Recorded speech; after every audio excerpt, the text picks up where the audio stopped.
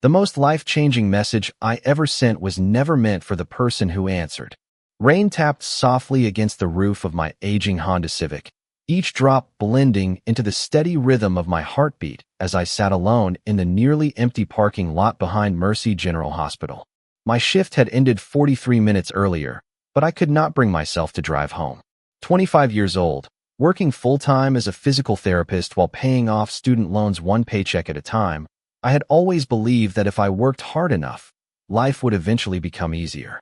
Instead, every month seemed to bring another unexpected expense, another disappointment, another reason to keep pretending I was stronger than I actually felt.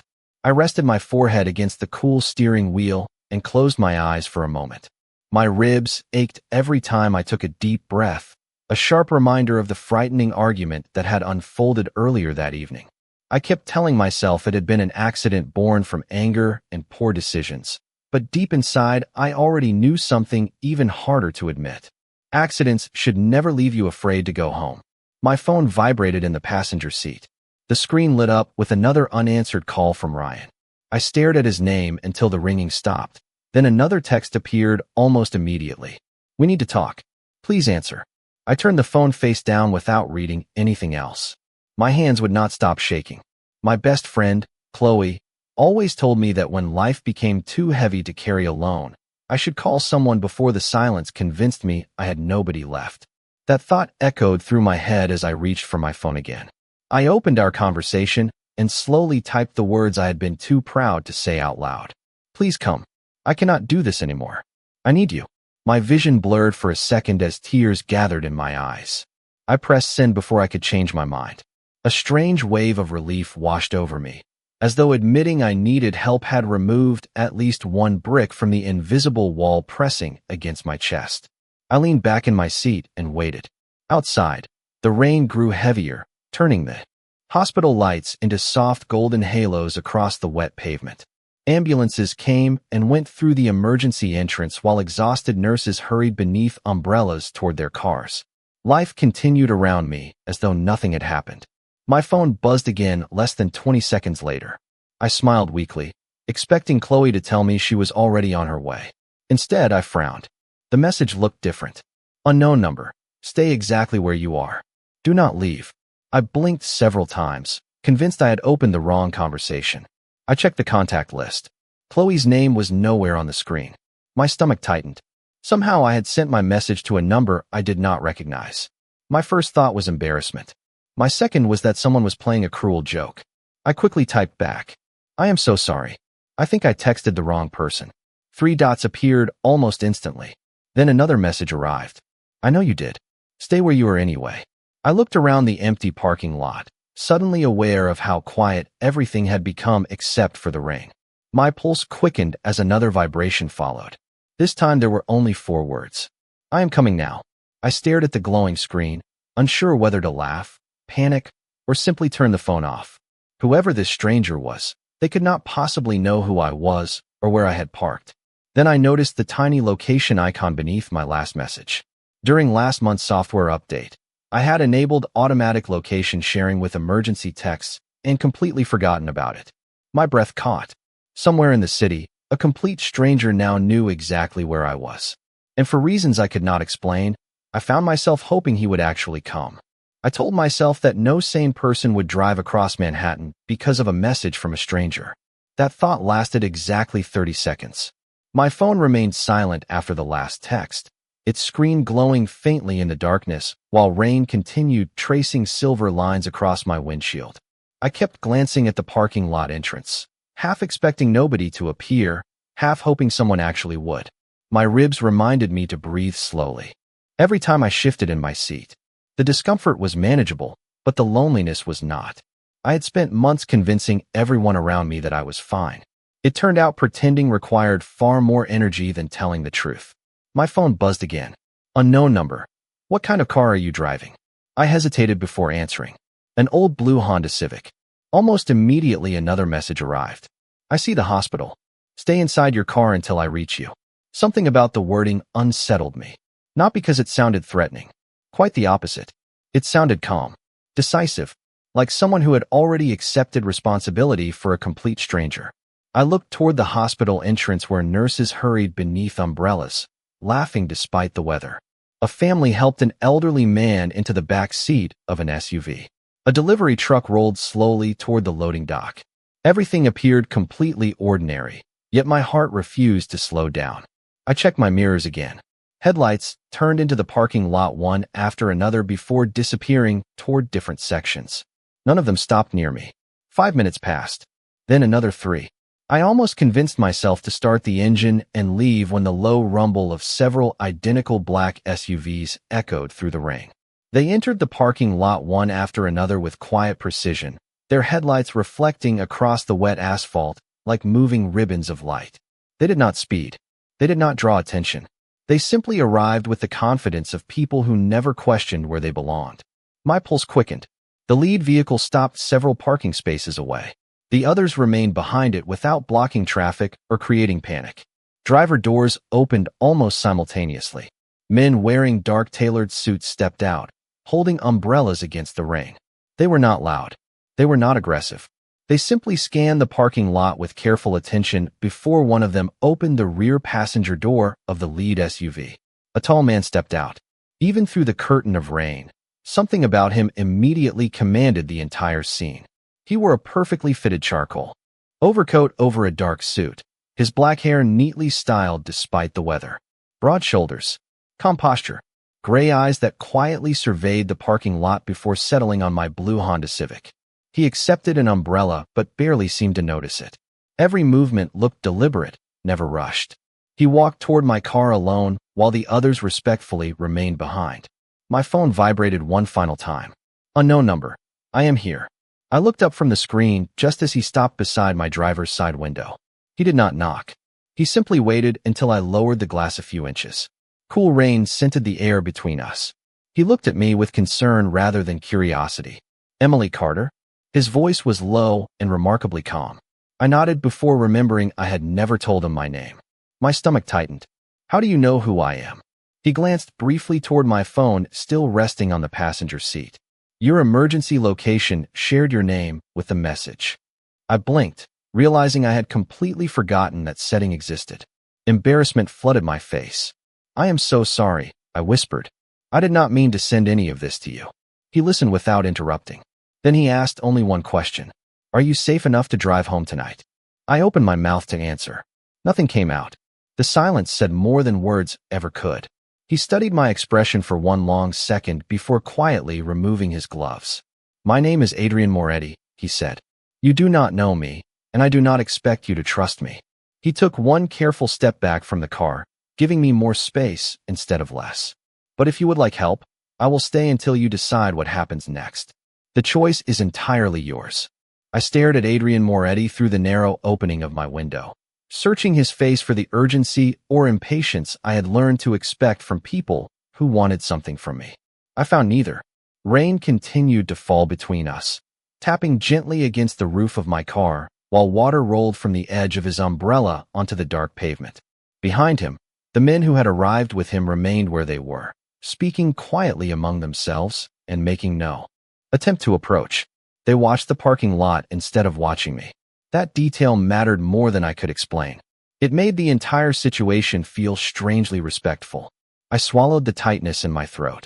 Why are you doing this? I asked softly. You do not even know me. Adrian's gray eyes never left mine. I know someone asked for help. He answered as though that alone explained everything. Sometimes that is enough. I looked down at the steering wheel, embarrassed by the tears threatening to return. You could have ignored the message. Yes. Most people would have. He nodded once. Most people probably would. His honesty caught me off guard. There was no attempt to sound heroic. No dramatic speech. Only quiet certainty. I finally unlocked the driver's door and pushed it open. The cool evening air wrapped around me as I carefully stepped onto the wet asphalt.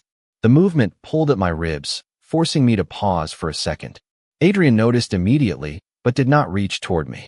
Instead, he shifted the umbrella slightly, so the rain no longer fell across my shoulders. He gave me comfort without taking away my space. I appreciated that more than he probably realized. I work here, I said, glancing back toward the glowing hospital entrance. I have been telling everyone I am fine. A faint smile touched his face, gentle enough that I almost missed it. You are not required to convince me. Those words settled somewhere deep inside me. For months, every conversation had felt like a courtroom where I needed to defend my choices, explain my bruised emotions, and reassure everyone that tomorrow would somehow be better. Adrian was asking for none of that. He simply accepted what stood in front of him. One of the men near the SUVs quietly approached, carrying a neatly folded wool blanket and a paper cup with steam rising from the lid. He handed both to Adrian before returning to his place without saying a word. Adrian offered them to me. Hot tea, he said. Chamomile. The cafe inside the hospital was still open. I blinked in surprise. You went inside? One of my associates did. He looked toward the cup. You looked cold. I wrapped both hands around the warm paper cup, grateful for the heat spreading into my fingers. Thank you. We stood there listening to the rain for a few quiet moments before Adrian spoke again. Emily. Hearing my name in his calm voice somehow made everything feel more real. I am going to ask one question. You do not have to answer if you do not wish to. I nodded slowly. Do you feel safe going back to the place you planned to sleep tonight? My chest tightened. I looked toward the city lights beyond the parking lot, searching for an answer I wanted to believe. Instead, I found silence. Adrian understood before I said a single word. He did not press me. He simply reached into the pocket of his overcoat and placed a simple white business card on the hood of my Honda. It contained only his name, a phone number, and nothing else. No company logo. No title. There is a private guest suite at one of my properties, he said quietly. A doctor can examine your ribs if you would like. You are free to leave whenever you choose. If your answer is no, I will still make sure someone follows behind your car until you reach wherever you decide to go. I looked from the card to his face, overwhelmed by the unfamiliar feeling of being offered a choice instead of an expectation. For the first time in longer than I could remember, I realized that help did not always arrive with conditions. Sometimes it simply arrived in the rain. I had always believed that accepting help meant admitting weakness. Standing beside my old Honda in the middle of a rain-soaked hospital parking lot, I realized there was another possibility.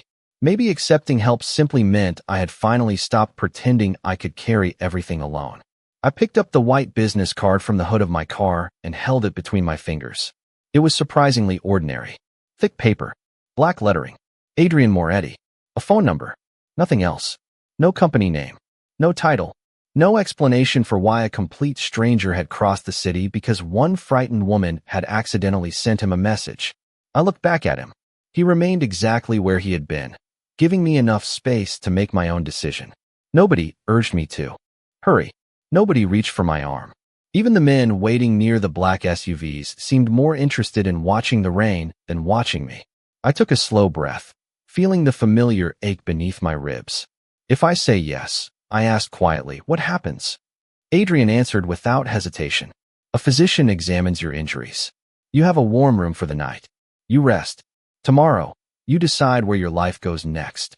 I searched his face for hidden expectations. That is all. That is all. His answer came so naturally that I almost laughed. Life had taught me to expect invisible strings attached to every kindness. Adrian spoke as though kindness was supposed to exist without conditions. I glanced toward my Honda. It suddenly looked very small beneath the rain, like another tired piece of my old life waiting for me to climb back inside and convince myself everything would somehow improve on its own. My eyes drifted toward the hospital entrance where automatic doors opened and closed beneath bright lights. Nurses continued arriving for the night shift, carrying coffee cups and backpacks, smiling at coworkers before disappearing inside. Tomorrow morning, I was supposed to be one of them again. The thought should have comforted me. Instead, exhaustion settled deeper into my bones. I cannot just disappear, I whispered. People will worry. Adrian nodded. Then tell them where you are comfortable telling them. He paused before adding, nobody should lose contact with the people they trust. Something inside me softened. That sentence carried none of the possessiveness I had feared. It sounded like advice someone had learned through experience rather than control. I unlocked my phone and called Chloe. She answered before the first ring finished. Emily? Oh my goodness, where are you? I have been trying to reach you for 20 minutes. Tears filled my eyes all over again. But this time, they came with relief instead of fear. I am safe, I said softly. I accidentally texted the wrong number. There was silence. You what? Despite everything, I laughed. It was small and shaky, but real. I know. It sounds ridiculous. I glanced toward Adrian, who had politely stepped several feet farther away while I spoke on the phone, making certain I had complete privacy. Someone came to help anyway. Chloe listened quietly as I explained only the parts one understood myself.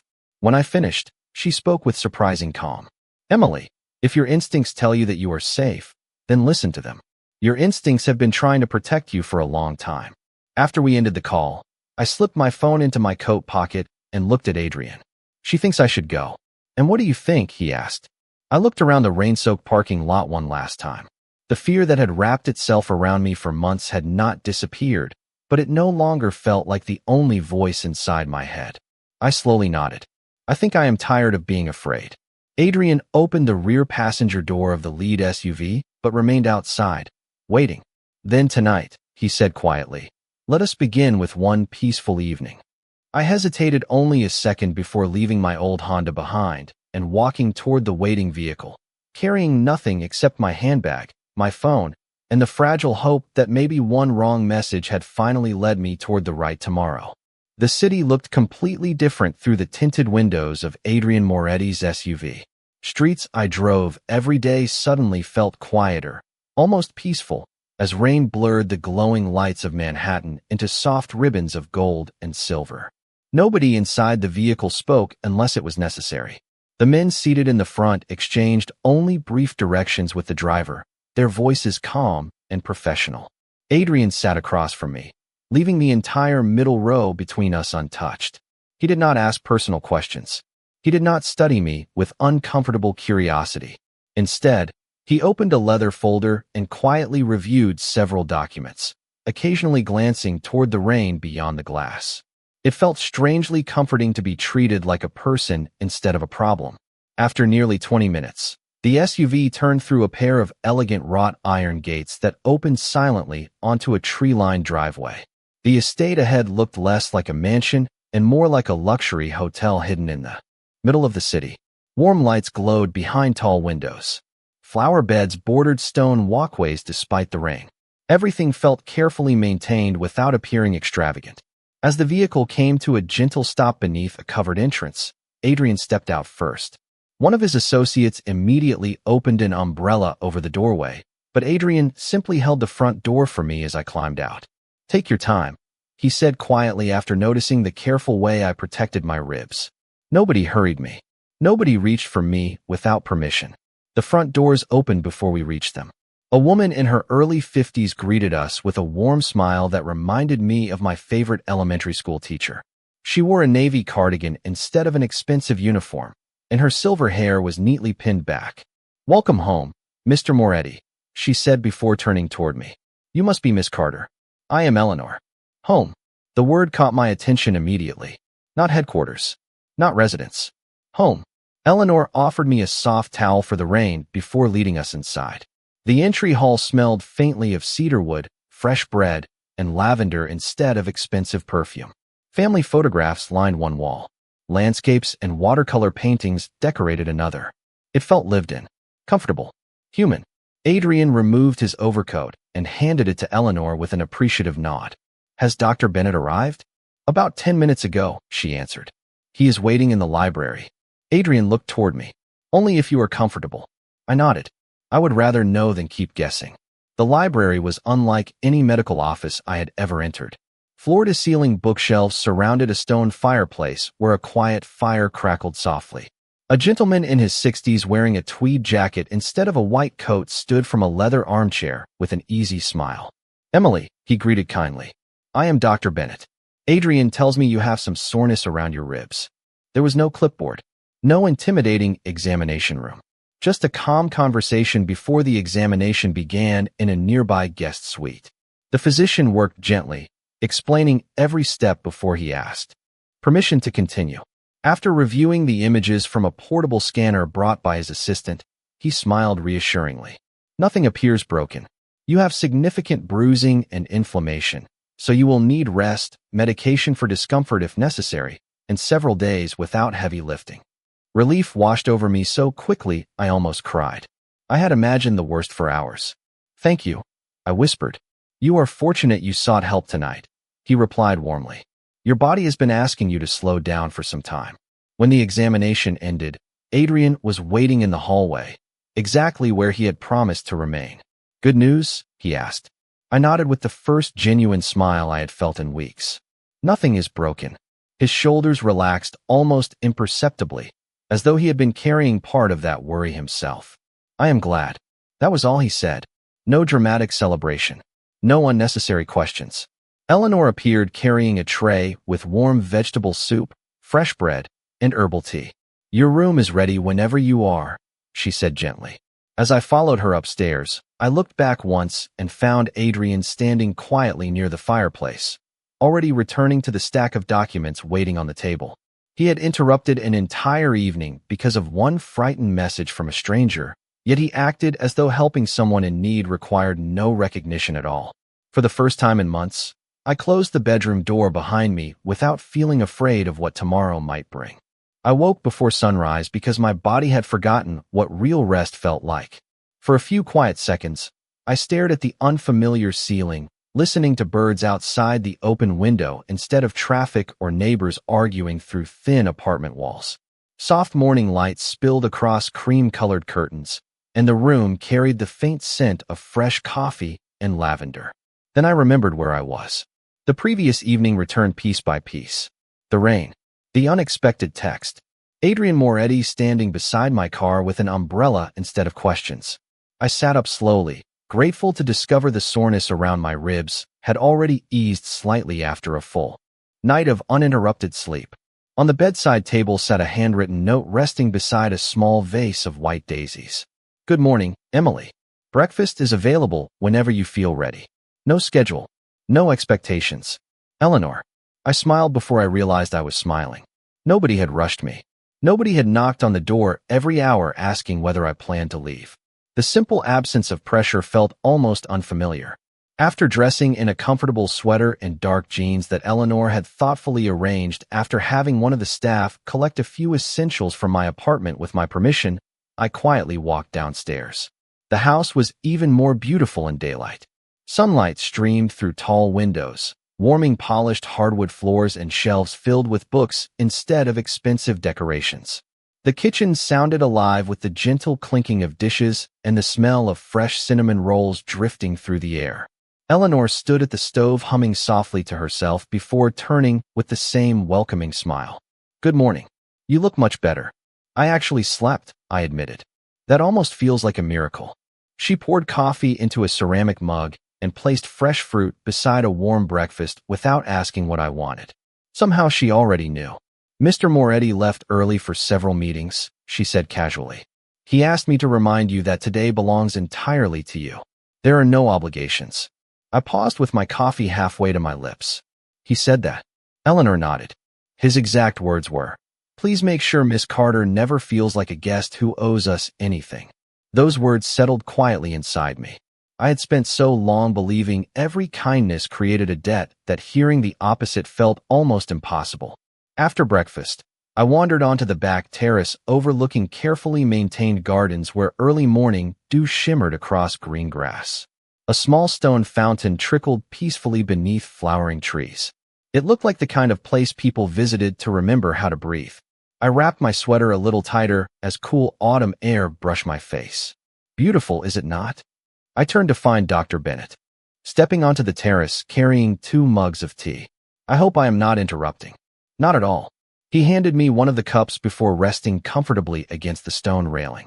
Adrian built this garden after his mother passed away. I looked around with new curiosity.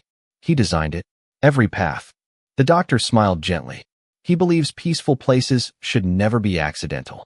I watched sunlight dance across the fountain water while trying to picture the quiet man I had met the night before walking these paths alone. Somehow it fit. People seem afraid of him, I said carefully. Dr. Bennett considered the question before answering. Many people are intimidated by responsibility when they mistake it for power. He glanced toward the garden. The people who know him best usually describe him differently. How? A warm smile crossed the older man's face. Reliable. The word lingered with me long after he returned inside. Around mid-morning, my phone buzzed on the patio table. For one terrifying second, I expected Ryan's name to appear again. Instead, the screen displayed a message from Adrian. Good morning. I hope breakfast was acceptable. Rest today? We can discuss tomorrow whenever you are ready. There was nothing possessive in the message. Nothing demanding. Just quiet consideration. I looked across the peaceful garden before typing my reply. Thank you. I finally feel safe enough to think clearly. 3 dots appeared almost immediately. Then one final message arrived. That is all I hoped for. I spent the rest of the afternoon doing something I had not allowed myself to do in months. I stopped planning for the next crisis. Instead of checking my phone every few minutes or rehearsing imaginary conversations in my head, I wandered slowly through the gardens, read a few chapters from a novel I found in the library, and even laughed with Eleanor while helping her arrange fresh flowers in crystal vases throughout the house. Every ordinary moment felt strangely extraordinary because nothing demanded that I stay on guard. Late in the afternoon, Eleanor handed me a small basket filled with freshly baked blueberry muffins. Would you mind bringing these to the library? She asked with a knowing smile. Mr. Moretti should be back by now, and he usually forgets to eat when he is working. I accepted the basket with a quiet laugh. That sounds familiar. She smiled warmly. You may have more in common than you realize.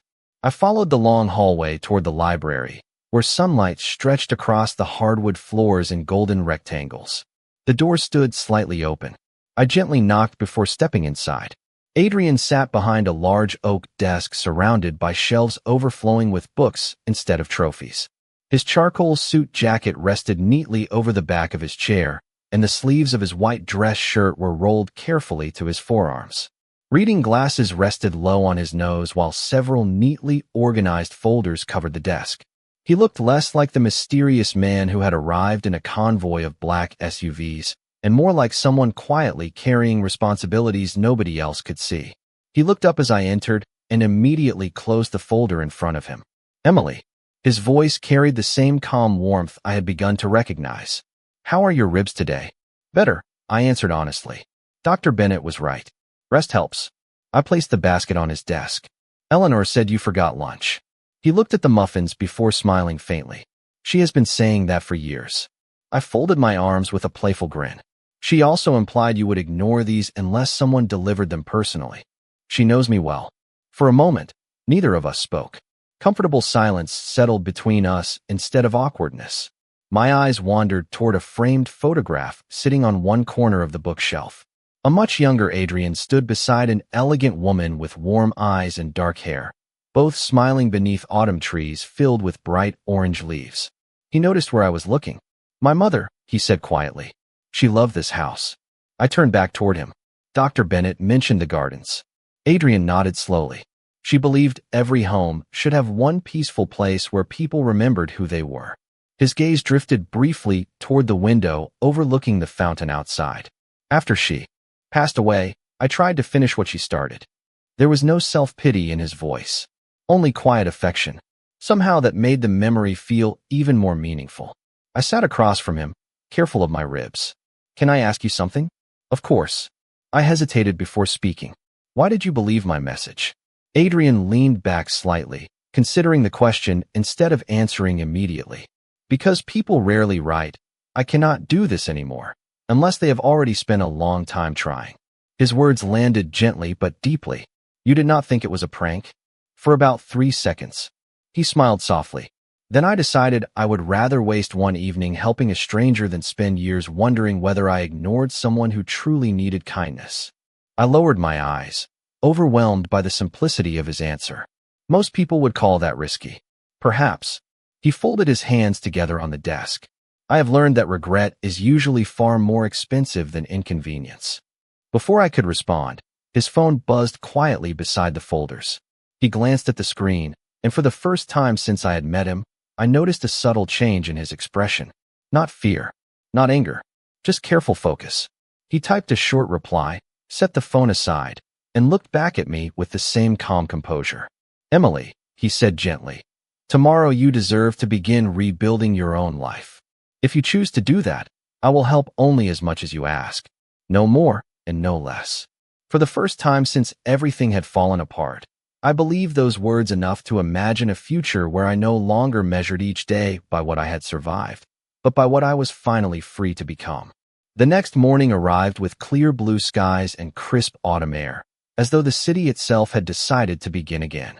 I stood in the guest room holding my phone for nearly 10 minutes before finally opening the message I had been avoiding. Ryan had sent 12 texts, 3 missed calls, and 1 voicemail. For the first time in months, I did not feel pressured to answer immediately. I simply looked at the screen, took a slow breath, and placed the phone back on the dresser. My silence no longer felt like fear. It felt like permission. After breakfast, Adrian met me in the front foyer wearing a charcoal suit and a dark navy tie, already prepared for another full day of meetings. Despite the expensive tailoring and polished shoes, he somehow looked more approachable than anyone I had met in the corporate world. "Good morning," he said with an easy nod. "How are you feeling?" "Like I finally slept for the first time in a year." A faint smile crossed his face. "That is encouraging." Eleanor handed me a travel mug filled with coffee before quietly disappearing toward the kitchen, leaving the two of us alone beneath the tall windows overlooking the gardens. Adrian reached into the inside pocket of his jacket and handed me a simple envelope. "This belongs to you." I looked inside. It contained the spare key to my apartment, which I had forgotten was still attached to the emergency keychain inside my purse. "One of my associates retrieved your vehicle from the hospital parking lot early this morning," he explained. "It is parked outside." I blinked in surprise. "You brought my car here? You should always have the freedom to leave whenever you choose." His answer carried the same quiet respect that had defined every conversation since we met. We walked together toward the driveway where my old blue Honda Civic now sat freshly washed beside the elegant black SUVs. The contrast made me laugh.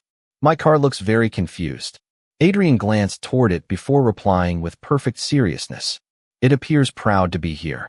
I laughed harder than I had in weeks. The sound surprised both of us. "There it is," he said softly. "What?" "Your real laugh." I looked away, suddenly embarrassed. I almost forgot what it sounded like. We stood in comfortable silence until my phone vibrated again. This time it was Chloe. I answered immediately. "How are you?" she asked. "Better," I admitted. "Actually, much better." She sounded relieved. "I have been thinking about you all night." I smiled toward the gardens. "I know." After a brief conversation, we arranged to meet later that afternoon at a small cafe near the hospital. When I ended the call, Adrian was still, waiting patiently without asking what had been said. "I would like to see my apartment," I told him. "Not because I want to stay there tonight. I think I simply need to remind myself that I can walk through my own front door without being afraid." Adrian nodded once. "That sounds like an important step. Would you come with me?" I asked before I could overthink the question. "Not inside. Just nearby." His answer came without hesitation. "Of course." Less than 30 minutes later, we arrived at my apartment building. Adrian remained exactly where he promised, standing beside his car across the street while I walked toward the entrance alone. Every step felt different from the last time I had stood there. The building had not changed. The sidewalk had not changed. Even the wind carried the same smell of roasted coffee from the bakery on the corner. The only thing that had changed was me. I unlocked my apartment door and stepped inside. The rooms were quiet. Sunlight filtered through the blinds. Everything looked exactly as I had left it, yet somehow it no longer felt like a prison. I gathered a few clothes, several family photographs, and the worn recipe book my grandmother had given me years ago. Nothing else seemed important. As I locked the apartment again, I noticed a folded piece of paper slipped beneath my door. It contained only one handwritten sentence. "I hope you are safe. Chloe must have stopped by the night before." I smiled, tucked the note into my bag, and walked back outside where Adrian was waiting without ever once checking whether I had hurried. When I reached the sidewalk, he looked at the small box in my hands before meeting my eyes. "Ready?" he asked. I nodded with complete certainty. "No," I answered honestly, "but I finally believe I will be." 3 weeks later, I parked my blue Honda Civic outside Mercy General Hospital just before sunrise, carrying nothing except my coffee, my lunch, and a quiet confidence that had not existed the night I accidentally sent a message to the wrong number. My ribs had almost completely healed. More importantly, the invisible weight I had carried for months no longer rested on my shoulders. Healing, I had learned, was rarely dramatic. Most days it looked like getting out of bed without fear. It looked like laughing with coworkers, It looked like answering your phone because you wanted to instead of because you felt obligated. Chloe met me outside the rehabilitation department with 2 blueberry muffins held triumphantly above her head. "Peace offering," she announced. "For every terrible joke I made while trying to cheer you up." I laughed and accepted one. "You are forgiven." She linked her arm through mine as we walked inside. "How is the mysterious stranger?" I smiled despite myself. "Still mysterious. Still handsome." I rolled my eyes. "That was never the important part." Chloe grinned knowingly. "The fact that you answered the question anyway tells me everything." My cheeks warmed, and we both laughed before heading toward our patients. The day passed quickly. Between therapy sessions, progress notes, and encouraging conversations with people rebuilding their own strength, I realized something unexpected. Helping others had become easier once I finally allowed someone to help me. Late that afternoon, my phone vibrated with a familiar message. "Adrian, how was your day?" I smiled before replying. "Busy. Good." Nobody tried to convince me that physical therapy was optional today. His response appeared only seconds later. "That sounds like measurable progress." I laughed quietly in the middle of the staff lounge. Even through text messages, Adrian somehow managed to sound calm enough to slow my thoughts. A few days later, I invited Eleanor and Dr. Bennett to a small community fundraiser at the rehabilitation center where local families gathered to support patients recovering from injuries and illnesses. I expected Adrian to send his regrets because of work. Instead, just as the autumn sun began setting across the city, a familiar black sedan quietly pulled into the parking lot. Adrian stepped out wearing a simple navy overcoat instead of a business suit, carrying 2 large boxes. "You brought something?" I asked. He nodded toward the labels. "Children's therapy supplies." The director mentioned they needed replacements. I looked inside one box filled with colorful exercise bands, therapy balls, puzzles, and adaptive toys. "You remembered? You mentioned it once." My heart quietly skipped, not because of the gifts, but because he had listened. Throughout the evening, I watched him kneel beside children struggling through therapy exercises, patiently encouraging them with quiet smiles that almost nobody outside that room would ever believe existed. There were no photographers, no speeches, no announcements, just genuine kindness offered without expecting recognition. As guests gradually returned home beneath the glowing city lights, Adrian and I stood outside, watching volunteers load the final donations into storage. "Can I ask you something?" I said softly. "Always." I looked toward the stars beginning to appear above the skyline. "Why did you answer that message?" He smiled with the same calm expression I remembered from the rain-soaked parking lot weeks earlier. "Because someone asked for help." I laughed gently. "You already gave me that answer." "Then perhaps this is the second part." He folded his hands in the pockets of his coat. "Sometimes life gives us opportunities disguised as interruptions. Most people spend their lives trying to avoid interruptions. I have learned to pay attention to them." We stood there in comfortable silence until my phone buzzed. I glanced at the screen and smiled. It was an automated reminder asking whether I wanted to update my emergency contact information. Without hesitation, I opened the settings, deleted the old number that had been there for years, and paused before typing a new one. Adrian noticed, but politely looked away, giving me privacy even then. I saved the change, slipped my phone into my pocket, and looked at the man whose kindness had begun with a message that was never meant for him.